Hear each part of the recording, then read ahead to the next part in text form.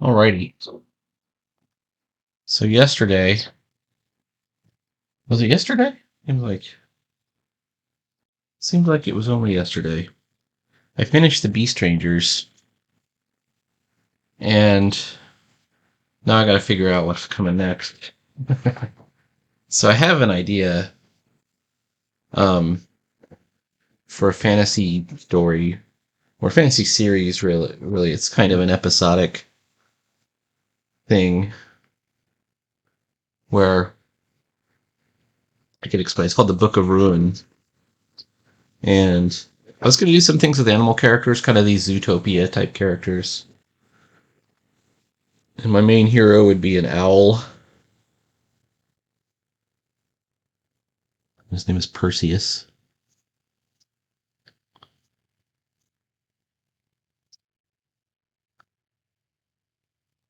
Um,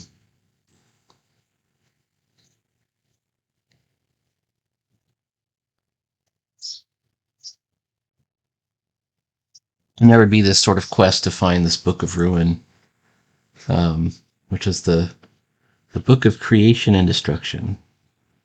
Maybe there's two books, or maybe there's just one big book. I don't know. But the in the story, the book's already been kind of stolen, and I think when it starts, they're setting out to recover it with the best of intentions, and then they find out that the group that had it was the bad guys all along, and so they want to keep it stolen. But this is all obfuscation on my part because in reality, I want that to be the overarching storyline.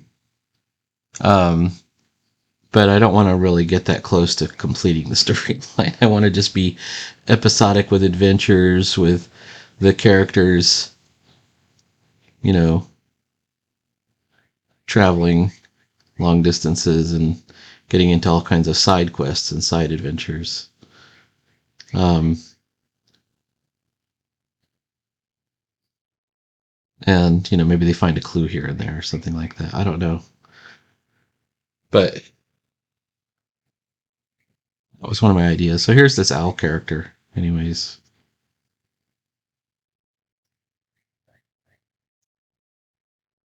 And I would try and,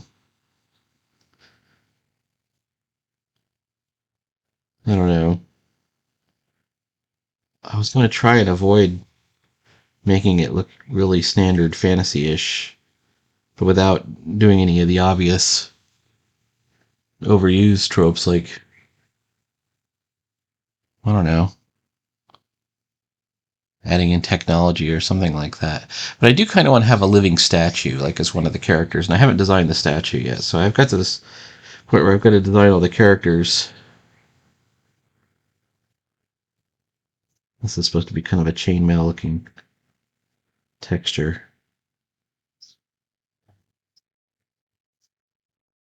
Um, and he has the cool thing about Perseus is he has like this wing shield as a sort of Zootopia animal character. I don't want to just outright give him wings, which is kind of what I did with Celeste. Um, I had a couple of ideas for that. You can do that. You can always go the Donald Duck route where you give them the feather fingers, but they don't really have wings. Like if Donald Duck ran off a cliff, he would just like run in the air for a little bit, but then he would fall. Even though we know ducks could fly. Wait, is that true? Like, what about Daffy Duck? Can Daffy Duck fly? I think there are definitely cartoons with Daffy Duck flying. And there's probably cartoons with Daffy Duck falling too. And nobody says, "Hey, wait a minute, he's a duck." Anyways, this is the shield. Right now, you're seeing the back of it, but it's gonna have like these big scales. Maybe they're copper scales, and they're each one is. This is kind of like my philosophy of drawing feathers. Each one has sort of a three-dimensional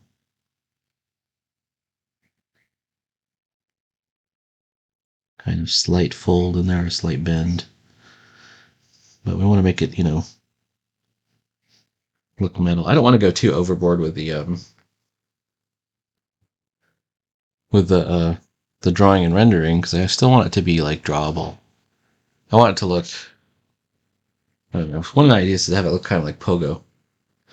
And then there's this character, which I want to have in the opening of it. She's the thief that steals the book, like early on, and then somehow loses it. So I have the two characters named. This one's Perseus. Perseus the owl. And then Philora. Like Laura, but Philora. She's a lynx.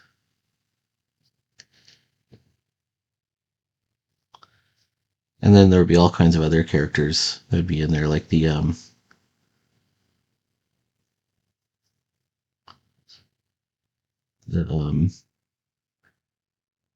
bandit chieftain that initially hires them. I'm not sure how to draw lynx. This is how I draw lynx.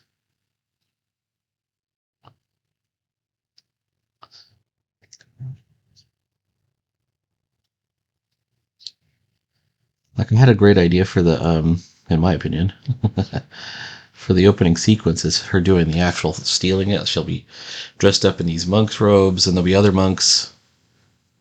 And then she breaks off, and you just see this one monk move away, and then she takes the hood off, and you can see it's this other character. And she steals the thing. I gotta think about what to do for the living statue, which I haven't really designed yet. I'm gonna brainstorm though. What kind of so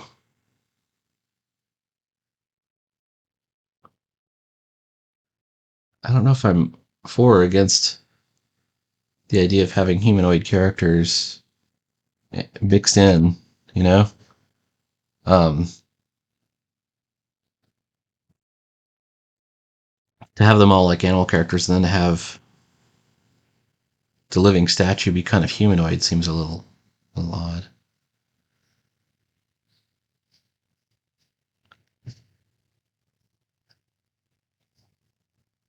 Okay.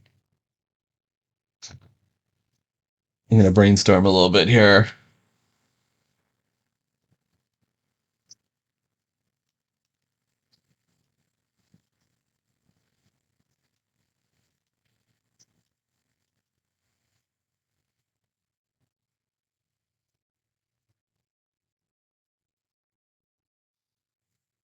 Here's some ideas. A gargoyle. That would be a good living statue, or it could just be a gargoyle. I just wanted it to be something. Maybe gargoyles are living statues, like in this world.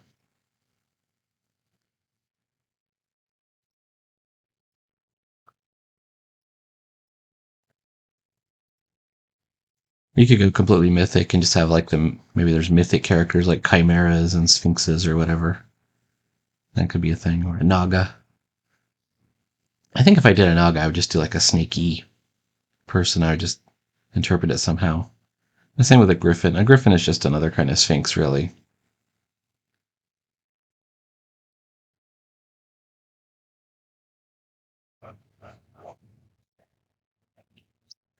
There's all kinds of animal gargoyles, though.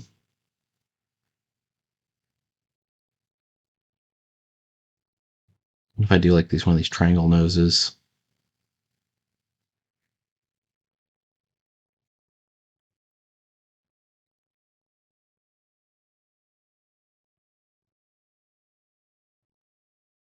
somewhere between a monkey and a bat.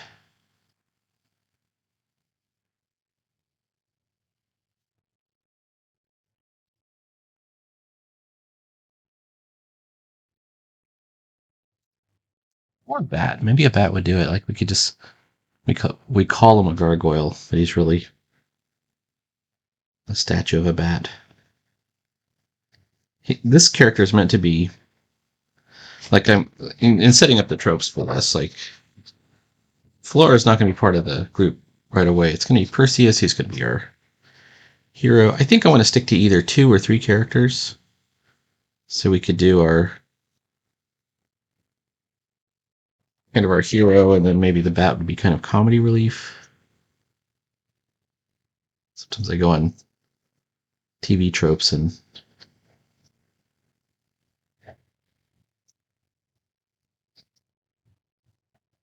there's other ways you can think of it too, like elements. Maybe there's different elements that you want to. If I do a bat and then I give him like a tail,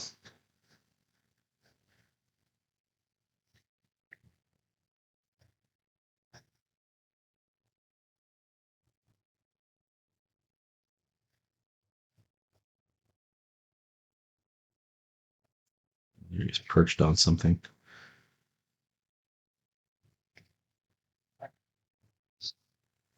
Maybe he could be really useful, like as a spy or something.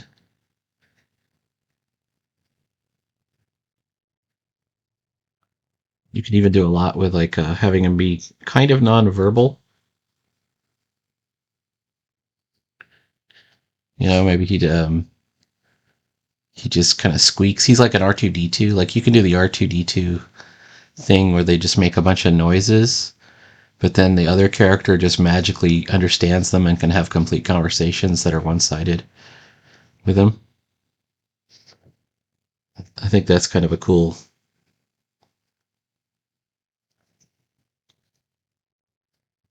trope.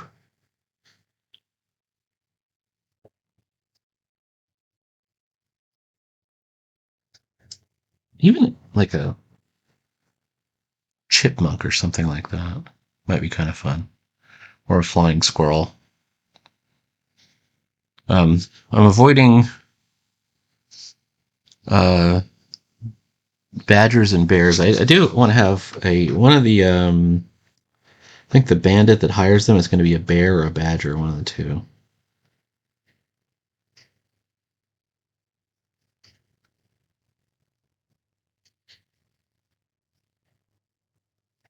And he's going to be just like this overly burly, kind of ridiculously burly character. Um, I'm going to avoid really. I want to do a sort of cartoon reality.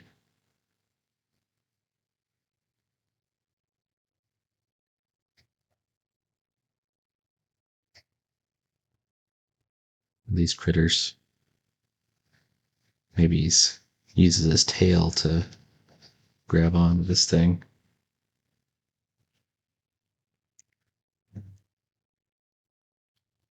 In general, I have a lot of stuff to work out, but I think for the first like I might even do it as short installments of 4 to 8 page installments. You know,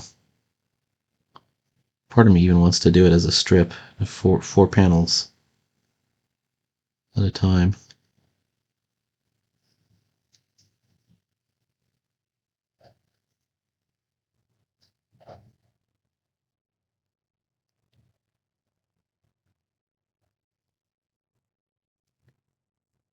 Some of the world building is still up in the air too. Um, I have to admit, I kind of default to sort of the D&D world building.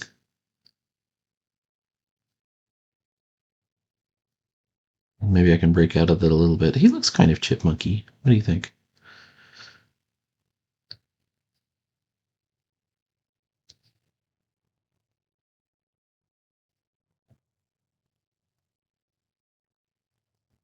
I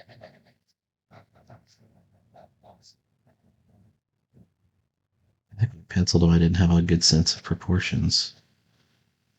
That's what I think. Eventually, I want to do a rat. Rats are. I might do a rat as a good guy. That would be playing against type, right? Kind of a dirty rat. You dirty rat.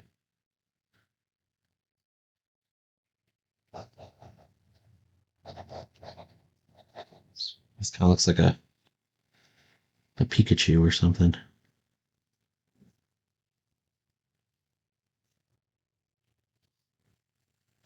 Maybe instead of like maybe his wings rather than have those wings like that, I'll just do like these little vestigial wings, like little wings.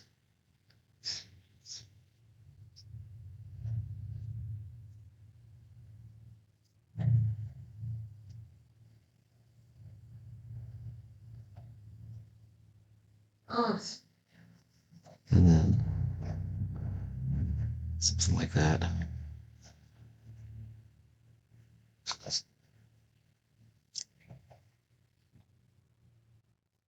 But he's still, I drew him kind of furry, but he probably needs to be like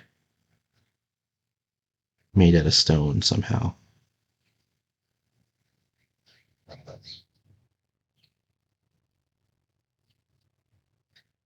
And part of the storyline is that the group that has this book of creation and destruction is kind of like a big church. And of course, gargoyles are kind of associated with churches. Rather than give them pupils, I just leave the eyes kind of open like that.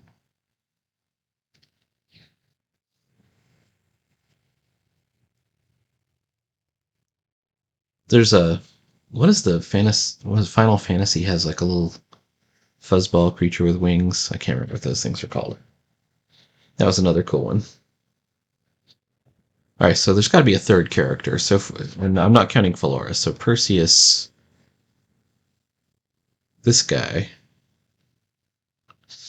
which I might call Chibo or something. Do I need like a big muscly guy? Or do a well, the rat is a good idea. How would we draw a rat?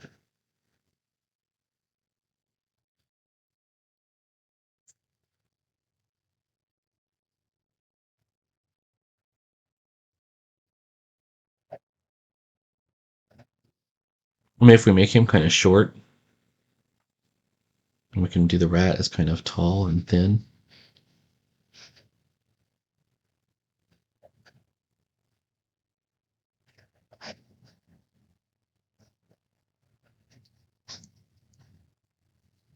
Maybe he's playing against type, and he'll be like a knightly rat that's easily offended or something. I don't know. I think I obviously have to come up with some more ideas.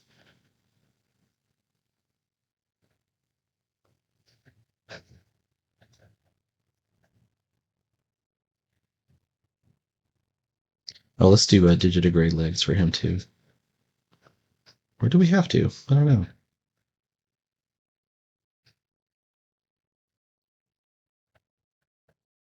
Yeah, that seemed to work if I do that, and I can do like a tail.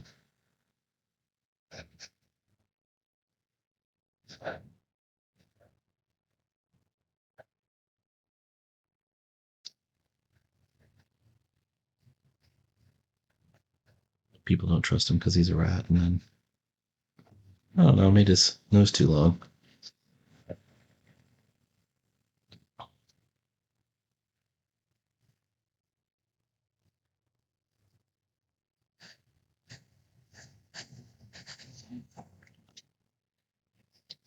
It was like Reepicheep from Narnia, who was a valiant mouse.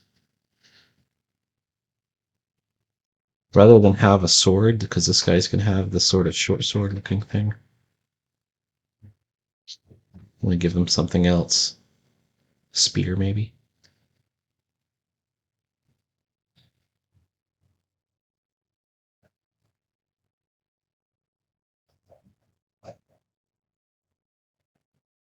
There's a board game, and can't remember what it's called. That has all these animal characters that I kind of liked in it. That's definitely one of the things that's influencing me.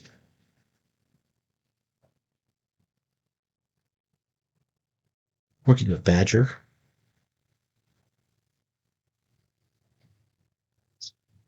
the Badger with the two stripes, you know.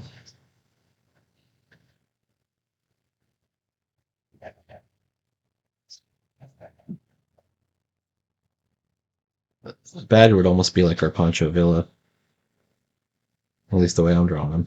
I gotta look at what a Badger tail looks like.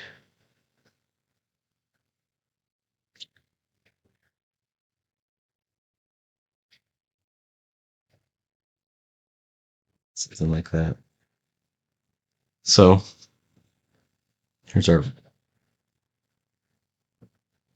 the bandit chieftain. It's going to be like this huge dude. Maybe that'll even be how tall he is. Just ridiculous.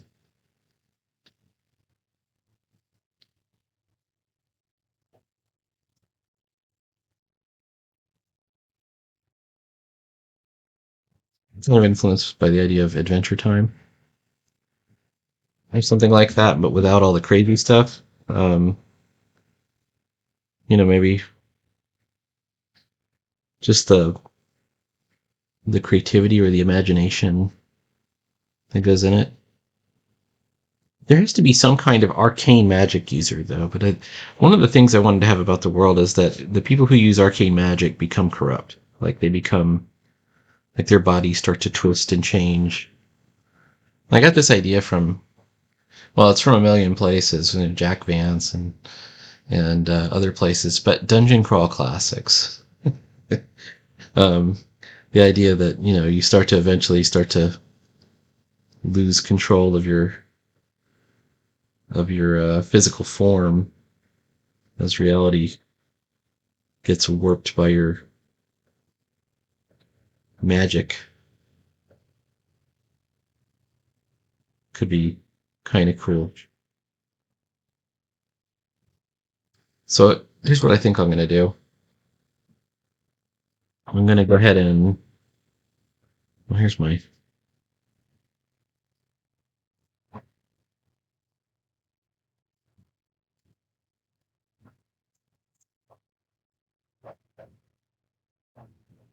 continue coming up with characters. Well, he should have like a hood.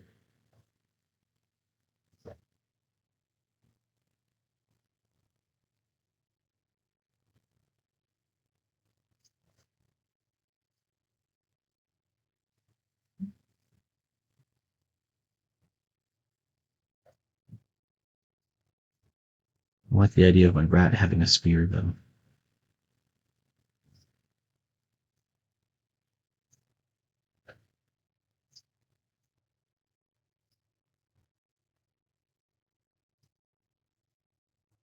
And he keeps his hair nice and short.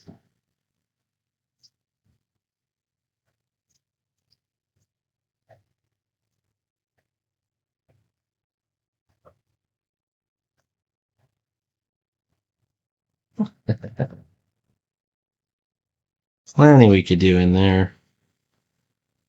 All right. I think this is going to be one of those things where I'm going to have to do less sketchbook and more writing first, and then I'll go back in and come up with ideas.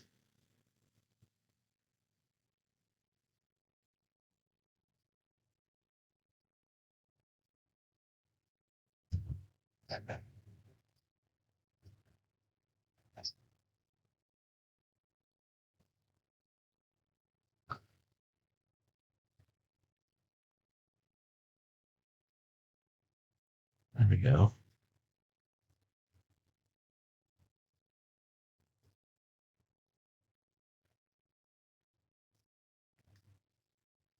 For what we want to do.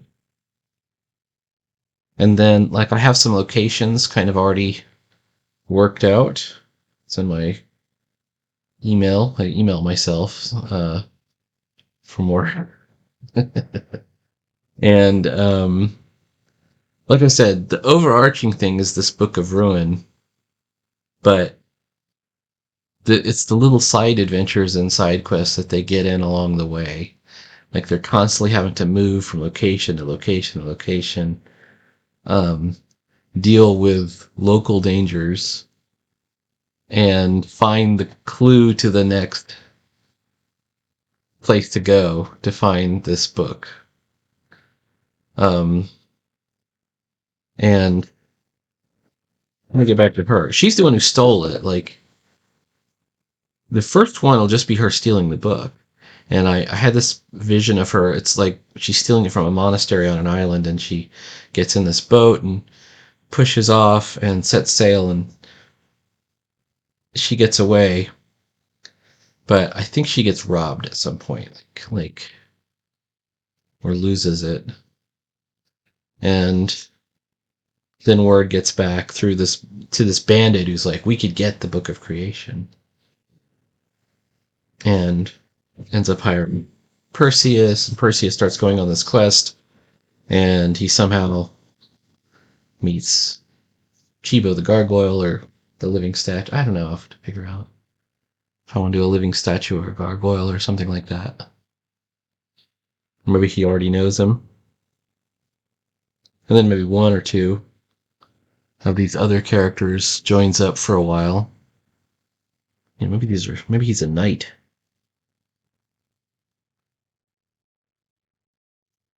I forget what this kind of helmet is called. The Spanish conquistador helmet. Right? You know, like the little, it's like the shell-shaped helmet that they have.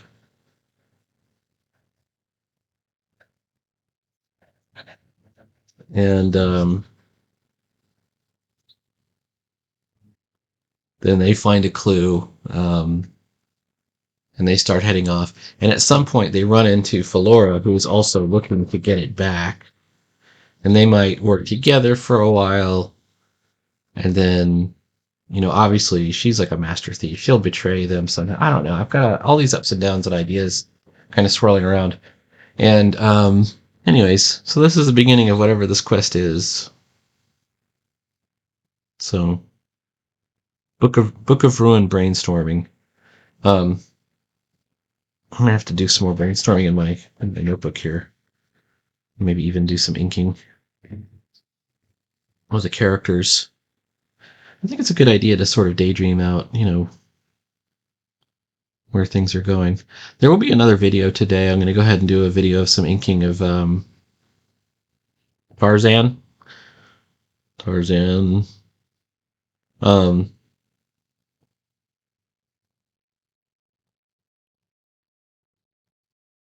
But Tarzan is he's of limited we're basically, when you're working in the public domain, there's all these like little rules you have to follow and things. So just what I'm going to do. So it's not like I can like start putting out Tarzan books. What I have to do is follow the rules of where I can even use the word Tarzan, I think. Anyway. All right. Talk to you later. Please like, follow, and subscribe.